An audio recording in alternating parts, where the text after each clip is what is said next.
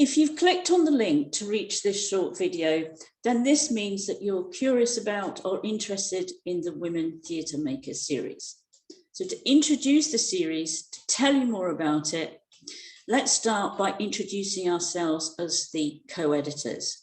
I'm Elaine Aston, I'm based in the UK, and I've been working on feminism and theatre topics now for, well, let's just say more years than I care to remember. And I'm Melissa Sierra, based at Trinity College, Dublin, and I'm a scholar of feminism and women's work in theatre. So that's us, the women behind the scenes. Now to introducing the idea behind Cambridge Elements and headlining details about our series. Now, CUP's Elements is an umbrella initiative for multiple focus series, each of which houses short monographs. Now, short in this instance means between 20,000 and 30,000 words. So this is longer than an article, but far shorter than a standard monograph. And the Elements benefit from a digital first format, a 12-week production schedule, and a reasonably price paid back for each contribution. Now, a significant advantage of the digital format is that authors have the possibility of having images online and in print, as well as inline video materials. Our Elements series is designed to be inclusive of women identifying theatre makers from all over the world. Its scope is historical and contemporary. It ranges from the late 19th century period of women's suffrage through the 20th century to the present moment.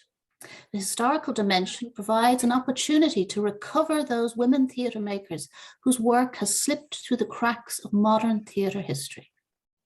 And in terms of the contemporary moment, the digital first 12-week production turnaround of publications means that studies can respond to current creative and political trends in women's theatre making. Contributions can be in dialogue with aspects of women's theatre practice and politics as they unfold. They can capture the living histories of significant women artists, women-led productions, or performative acts of women's protest. Titling the series Women Theatre Makers also signals our inclusive approach towards women creatives. This is not a series limited to women playwrights, but is a destination for all kinds of women practitioners. This creates opportunities to focus on the understudied supporting cast of creatives, those who have contributed to the staging of women's performance work, whether as directors, actors, or lighting, costume, and stage designers. And inclusivity also characterizes the international scope of the series. Our aim is to attract proposals from and or about women's theatre making located in different parts of the world. There are 4 primary strands to volumes of the series. These are studies of individual women theatre makers, women's theatre collectives, activist-led women's performances, and world-leading theatre productions by women.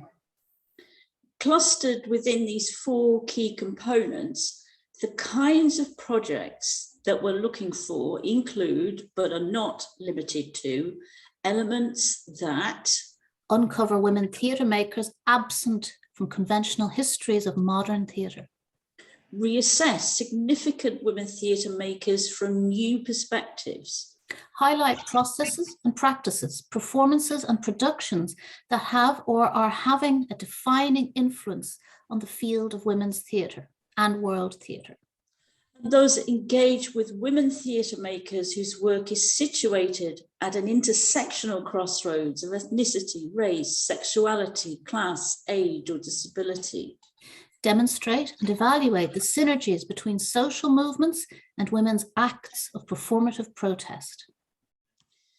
And one additional note about how what we are looking for concerns the way in which the creativity of women theatre makers is addressed. Now, this is also important to us.